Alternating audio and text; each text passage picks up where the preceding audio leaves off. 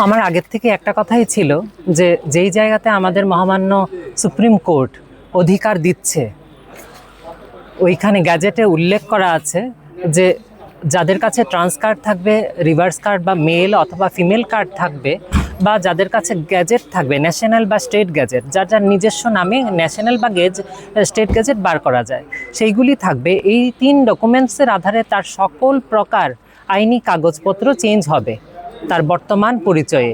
তো এই রকম ব্যবস্থা সব জায়গায় আছে এবং ত্রিপুরা রাজ্যেও এটা সহজভাবে সব ডকুমেন্টসগুলি চেঞ্জও হয়। কিন্তু আমি এটার ব্যতিক্রম দেখলাম এই ত্রিপুরা বোর্ড অফ সেকেন্ডারি এডুকেশনে এসে।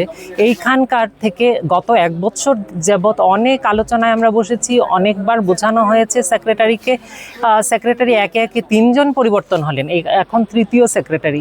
তো সবাইকে একই রকমের বারবার করে বোঝানো, তাও আমরা ভীষণ ধৈর্যের সহিত বোঝালাম যেন ব্যাপারটাকে ওনারা অনুধাবন করতে পারেন এবং সহজভাবে চেঞ্জও করে দেন।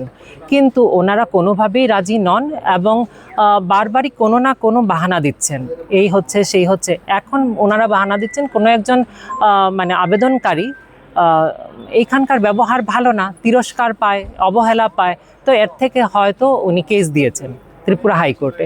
তো সেটাই আমাদেরকে বাহানা দিলেন যে এই কেস যখন দেওয়া হয়েছে, এখন যতক্ষণ পর্যন্ত কেসের রায় না আসবে আমরা দ্বিতীয় কোনো স্টেপ দেব না। আমি বললাম কেন? ওই একজন দিয়েছেন, আপনাদের যা যা ডকুমেন্টস দরকার, যা যা সাপোর্টিং ডকুমেন্টস দরকার আমরা তা দেব, তাহলে তো আপনি চেঞ্জ করে দিতে পারবেন। তখন বলছেন যে আমরা আমাদের যে লয়ার আছে ওনার সাথে আমরা আলোচনা করব। সেটা আগের সেক্রেটারিও আমাকে বলেছিলেন যে আমরা লয়ারের সাথে কথা বলে সেইখান থেকে কী ভার্ডিক আসে সেটার ওপর ভিত্তি করে আমরা রায় দেব এবং আমরা কি করতে পারি। তার জন্য তো এতদিন লাগার কথা না, এতদিন তো অপেক্ষা করার কথা না। কোনো স্টুডেন্টকেই কেউ এতদিন অপেক্ষা করাতে পারে না, কারণ তার ভবিষ্যৎ তো আটকে রাখা যায় না। এখন সে চাকরির জন্য বলবে বা এখন হায়ার এডুকেশনের জন্য বলবে, তাহলে সে অ্যাপ্লাই করবেটা কিভাবে? কারণ তারা ওই কাগজপত্রগুলি, বাকি সব কাগজপত্রগুলি অন্য নামে, বর্তমান নামে হয়ে গেছে এবং তার স্কুলের কাগজপত্রগুলি আগের নামে রয়ে গেছে।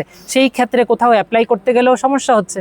তো সেই সমস্যার সমাধান যদি আপনার কাছে আসলে পরে আমি এইরকমভাবে বিতাড়িত হতে থাকি, অবহেলা পেতে থাকি, তাহলে আমি যাবোটা কোথায়? আর কোনো একটা ব্যক্তি কেস করেছে বা সেইগুলির বাহানা দিয়ে আপনি আটকে রাখবেন, দিনের পর দিন ঘোরাতে থাকবেন, এটা তো আমরা মেনে নিতে পারবো না। অন্য যে কাগজগুলো সেগুলো পরিবর্তন হয়ে গেছে। হ্যাঁ, হয়ে গেছে। বোর্ড দিচ্ছে না, বোর্ড বাহানা দিচ্ছে। হ্যাঁ স্যার, মাধ্যমিক আর 12-এর মার্কশিট ভিন্ন। আমি তো বলি যে Tripura university higher education centre, ঠিক আছে, সেখান থেকে যদি দিতে পারে, কলেজ যদি দিতে পারে, আপনি বোর্ড হয়ে, ত্রিপুরা সেকেন্ডারি বোর্ড হয়ে আপনি কেন দেবেন না?